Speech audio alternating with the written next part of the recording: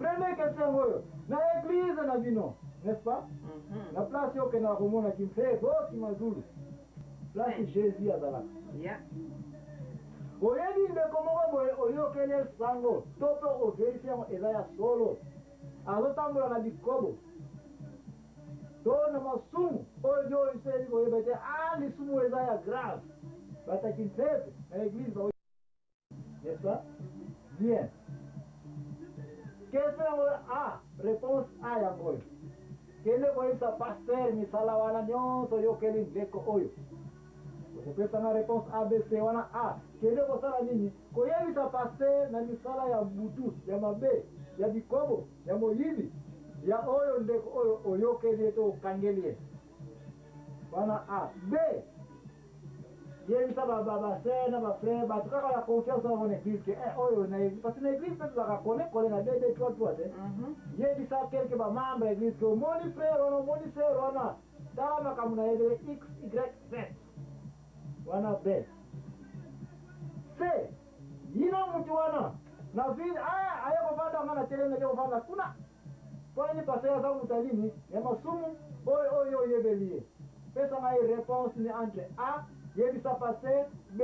Yebisa quelque va faire c'est la confiance dans l'église. 3. Kima mutuano a pembe na ye. Bon, réponse na ezali A. Pourquoi yebisa pasteur? Comme ça, pasteur peut-être à reprocher mutu. On dit mango comme ça, attire ça biloko wana. Pour esa bien te na katanda kwanza mais mabiloko ndenge wana sana. Donc ngana moni réponse à bien ezali A. Yebisa pasteur. Mais si quand yo kana ki mukanda nzambe lobete kanga munoko na yo. Tolokana kipete misala definition ya songi emone na tango mutu ayebi secret ya mutu ake abimisi yango. Est-ce que zako mona teke place au mama ani okwei oeshue parce que Bible zako reconnaître toka na minoko mais surtout Bible zako reconnaître comment misala songi ezali ko salima bato bakena ko révéler nini secret ya bato. Est-ce que olingi émission oya la vérité en fonction ya réponse et comment contredit. I don't know. So go away sa pase wana za bisongi so sa bite pour ozana bezo yo lengi no go mi ma conseiller a mutu ngote. No ni passer après ça, you know. Bango va passer to zoka bango lokola. Bango après nzambe za bango. Merci. Mais la zongeli définition ya songi parmi ma définition songi to pesa ki moko za kolo baete. Batu oyo bali ko révéler ba secret ya batu et pas ya batu misusu. Batu oyo bayebe batu makambo. Bazoke no koyebisa mosu na batu misusu nde wana toyebeka mini misala nini ya songi est-ce que moi ndio kitango ndio koyebisa passé obi mutu songi siko réponse ni ya malamu siko ngana pesa toyoka na boke oeshue okay na ndimi yangu oeshue réponse ali kaka moko awa tango yebili kambo ya mutu sambela mpona mutu wana akontinue suda banzela wana te Jésus Christ atushe ye koyebisa mutu moko te. Parce que yebe ya tena église ndazana misala bikobo yebo be oparo passer mbala super ça peut exemplaire na bazela nini ya bikobo ya moyibi ya bangomba mbongo ya église nani wa lunumbu ibelobi qui est juste Jésus bien moni moko te na Jérusalem za juste masana yemo utalo baki azane you know balobi ke do mutamalamu Jésus nani ngai mutamalamu kaka pe Dieu le Père. Yo mondini mosala bola na malamu réponse mo alikene ko ça va passer naïté Bible to casser oyo parce que yo ta yo ça va passer pas oyo ça mutu mususu ba passer ko ipe ko ina mutu wana ba passer ko ipe ko za ponso contre mutu wana ni sala ya songi ndeto ko biko koba siko comment to ko e po poza nga ke ça va to za repo to ke na épisode mususu comment ko éviter nini songi ya liboso koyebisa likambo ya mutu na mutu mususu te kaka na nzambe change mutu na banzela na ye po ete apo akosala nini kobongola motema bato oni bayebisi ye nani yango amoni sisi yo abiwe nayebi na ngata asalaki nini tout ce que moi je sais que na bandi komona lisusu mutu okoyikola na sa molili Jésus soki komona so clair na nimito na kosala yango yo mosala ngo yo mondimi sambela oza wana po obimisa bamakambo ya bato te. Après tout soki azana nzambe ya moyibi ya bikobo ayebi ka signifie confession ayaka na église ayebi ka signifie yo moko mata na ekuzu akosenga pardon na ndenge na ye na nzambe na ye Alléluia. Amen.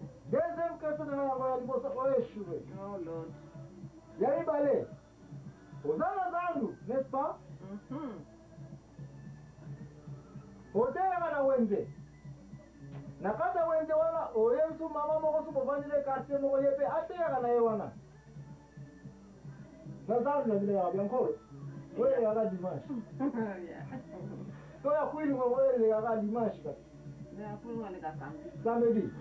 Nazangu wana oyoki make futana pembeni mama wana ibi sardine. Yamana bakangie basoda baye wana azate ta menase. Mama oyebiye. Donc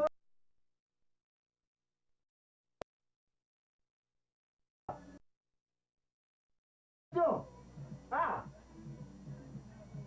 Kene na mama motale na mito. Na yope. Olwekevu. Wala A. B. Yokela mawa. Lobana basoda. Ke papa pardon botika ye kamaradi langaye. Tozamba na quartier moko. Mbongo yango ya sani ayibi botika ye kaka. Oyokele nini? Mawa. 3. Ou bien C. Ozoni tiko na quartier. Boye bien. Mama wana. Na wenze boye makameleji kuna. Aibaki sardi. Aibaki sardi. Pesa na réponse ni A, B, C. A. Kede wakuta ne face à face na misu boye.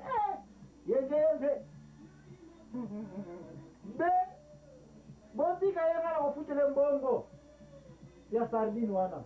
3. Kede kwa yosa watu wakase. Keke pata mkase kaka. Wapi réponse walamu? Bon, réponse c'est ça B. Botika ye. Comme ça, on a un sardine à aider, comme ça, on libérer la femme. Bien. Est-ce que c'est ça quelque part dans la Bible, place Bazali Kolobaete? Lisumu moko ezali penalty ezalité. Mutu nyonso bafuta penalty na lisumu na yasali. Oye ko lisumu papa te okondane mwana po okondane papa te. Est-ce que c'est yoka yango? Yeah. Siko ya yidi awa, azana boko ya nini? Ya soda. Ba soda ba etoke no. Zwambongo na yo. Biso to sito zane mayele. Réponse na oeshue. Lissus. Oeshue. Parce que on a l'autorité pour défendre mutu azana boko lishaya ba soda te. Dia mbongo na yo.